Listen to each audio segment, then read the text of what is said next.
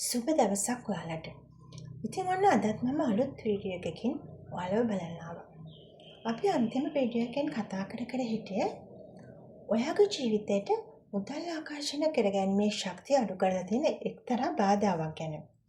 ඒ තමයි අපේ childhood experience එක මොන වගේද අපේ ශක්තිය අඩුවීමට බලපාන්නේ කියන එක ගැන. ඒ ගැන අපිට තව ටිකක් කතා කරන්න තියෙනවා. වෙන අලුත් ශක්ති බ්ලොග් එකකට යන්න කලින් අපි මේ ගැන තව ටිකක් කතා කරමු. අපි කතා කළේ මේ early childhood කාලේ අපේ වටපිටාවෙන් අපි ගත්තේ experience අත්දැකීම් තවමත් අපේ ශක්ති මධ්‍යස්ථානවලට අවහිර කරමින් තියෙනවා කියන එක ගැනයි. ඒවා අපිට එකපාරටම පේන්නවත් ඒ ගැන හිතා ගන්නවත් බෑ. නමුත් අභ්‍යන්තරයෙන් ඒවා තවදුරටත් ක්‍රියාත්මක වෙමින් අපේ ජීවිතේ සෑම දෙයක්ම පාලනය කරමින් තමයි තියෙන්නේ. ඔයාට හිතෙන්න පුළුවන් ඒ දේවල් උනේ මම ගොඩක් පුංචි කාලෙදිනේ. මට නම් ඕව දැන් මතකත් නැහැ කියලා. ඒ ඔයා හිතන විදිහ. ඔයාගේ යටිහිත හිතන විදිහ ඊට හාත්පසින්ම වෙනස්. ඔයා වයසින් වැඩෙද්දී ජීවිතයේ සමහර සිදුවීම් වාට අමතක ඇති. සමහර අත්දැකීම් වාට අමතක ඇති. ඒත් ඔයාගේ යටිහිතට මේ දේවල් සේරම අකුරක් නෑරම මතකයි. ඔයාගේ යටිහිතේ තැන්පත් වුණු ප්‍රෝග්‍රෑම් එක මත තමයි ඔයාගේ මුළු ජීවිත කාලෙම ගත කරන්නේ.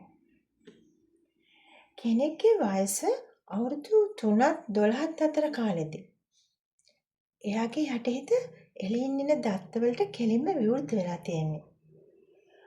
වයස 13 වගේ පස්සේ ඒ කියන්නේ වැඩිහිටියෙක් වෙන්න ඒ හැකියාව නැති වෙලා යනවා.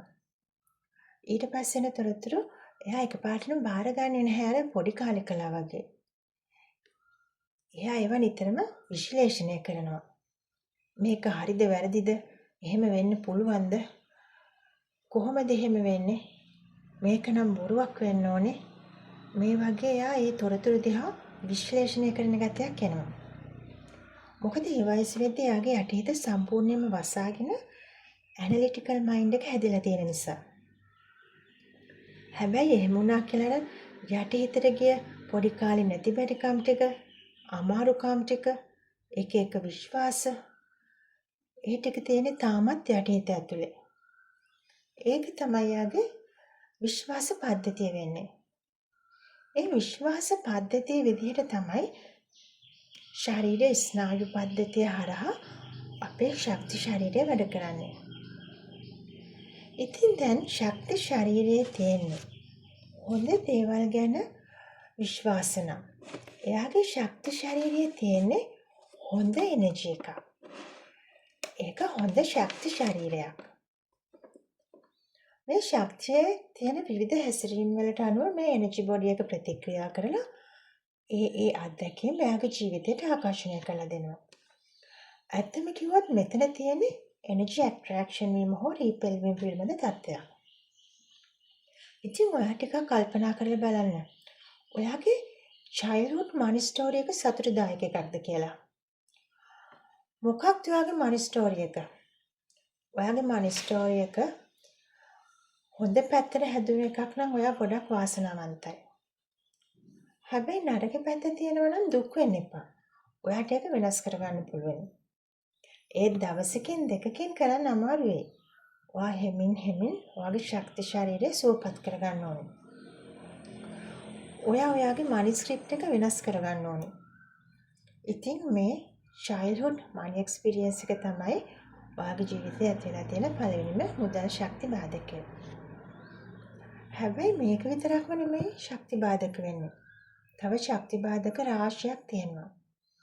ඒව සේරම මොනවද කියලා ඉස්සෙල්ලාම ඔයා හඳුන ගන්න ඕන. මොකද ඔයාගේ මුදල් බාධක මොනවද කියලා හඳුනන්නේ නැතිව ඒව නැති කරගන්න බැහැනේ. ඒ නිසා සේරම බ්ලොක්ස් ටික ඉස්සෙල්ලාම හඳුන ගන්න ඕන. ඊට පස්සේ අවබෝධ කරගන්න. හරි මටත් මේ බාධක තියෙනවා කියලා. එහෙම නැතිව එකපාරට මේව නැති කරගන්න අමාරුයි. ගොඩක් දෙනා එක දෙයක් හඳුනගත්තාම හරි දැන් මම දන්නවා මගේ ශක්ති බ්ලොක් එක මොකක්ද කියලා එතනින් නවතිනවා. හැබැයි යාට වර්ධින තැන එතන. තව එයා හිතලවත් නැති. එයා දන්නේවත් නැති ශක්ති බාධක ගොඩක් එයා ළඟ තියෙනවා. මොකද අපි සතුරකට වුණත් පහර දෙන්න නම් අපි සතුරව හරියටම අඳුනගෙන ඉන්න ඕන. සතුරගේ සියලුම හැසිරීම්, ක්‍රියාමාර්ග, කපටිකම් සේරම දැනගන්නේ නැතුව සටනට යනවා කියන්නේ පරාජයට මුල. ඉතින් ඔයාටත් ඔයාගේ සේරම මුදල් බාධක ටික හඳුනගත්තට පස්සේ ඒ පිළිබඳව පැහැදිලි අවබෝධයක් ගත්තට පස්සේ ඔයාට පුළුවන් සටනට බහින්න. එතකල් ටිකක් ඉවසන්න වෙනවා. මේක ඇත්තම කිව්වොත් ඔයාගේ ශක්තිය සමග කරන සටනක්. ඔයාගේ පරණ ශක්තිය ඉවත් කරලා ඔයාගේ ශක්තිය අලුත් ශක්තියක් බවට පත් වෙන්න ඕනේ. මේක ඔයාගේ ඉමෝෂන්, ෆීලිංස් එක කරන ගනුදෙනුවක්. ඉමෝෂනල් ෆියර්, බිහේවියර්ස් එක කරන සටනක්. ඉතින් ඔයා ලෑස්තිද මේ යුද පිටියට යන්න?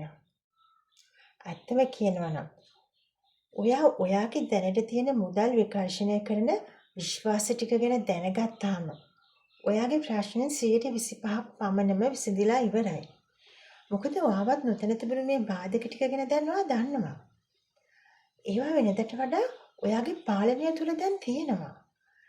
ඒ නිසා අපි මේ කතා කරන ඔයාගේ මේ ප්‍රශ්න ගැන, මේ දේවල් ගැන ඔයා එදිහා අඩුතක්සේරුවකින් බලන්න එපා.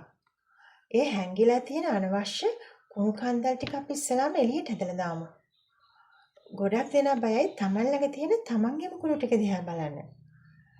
හැබැයි ඔයා එහෙම වුණොත් අර කුණු ටික හැමදාම ඇතුළෙම තියෙනවා. ඇත්තටම මේක සම්පූර්ණයෙන්ම හැංගිච්ච කතාවක් කිව්වොත් හරි. ඔයා ඒ හැංගිච්ච කතාව එළියට ඇදලා ගත්තේ නැති වුණොත් ඒක සදාටම ඔයාගේ ඇතුලේ හැංගිලාම තියේවි. ඔයාගේ ජීවිතයේ සිදුවීම් තීරණය වෙන්නේ ඔයාගේ මයින්ඩ්සෙට් එක තියෙන විදිහ අනුව. ඔයා අයිඩෙන්ටිෆයි කරගන්න ඕන පළවෙනිම දේ මොකක්ද? ඔයා අඳුරගන්න ඕන ඔයාගේ මනි ස්ටෝරි එක මොකක්ද කියලා. ඊට පස්සේ ඔයාගේ ගැඹුරු ශක්තිමය ශරීරය එනර්ජි බොඩි එක හීල් කරගන්න ඕන. ඔයාගේ ශක්තිය නිවැරදි වුණාම මුදල්, අවස්ථා හා නිවැරදි පුද්ගලයන් ඔයා ඉදිරියේ පෙනී ඉදීවි. ඒ දේ ආකර්ෂණය කරගන්නේ ඔයා නෙවෙයි. ඔයාගේ ශක්තිය විසින්. ඉතින් ඉඩ දෙන්න. විශ්ව ශක්තිය සමග ඔයාගේ ශක්තියට නිවැරදි වන්නට. හොඳයි, ඊළඟ වීඩියෝ එකෙන් ඔයාගේ ඊළඟ මනි බ්ලොක් එක මොකක්ද කියලා අපි කතා කරමු. අද මේ වීඩියෝ එකෙන් කතා කරපු දේවල් ටික ඔයාගේ ජීවිතේටත් බලපාලා තියෙනවා නම් පහලින් කමෙන්ට් එකක් දාගෙන යන්න පුළුවන්. එහෙනම් අදට ගිහින් එන්න. සුබ දවසක් ඔයාට.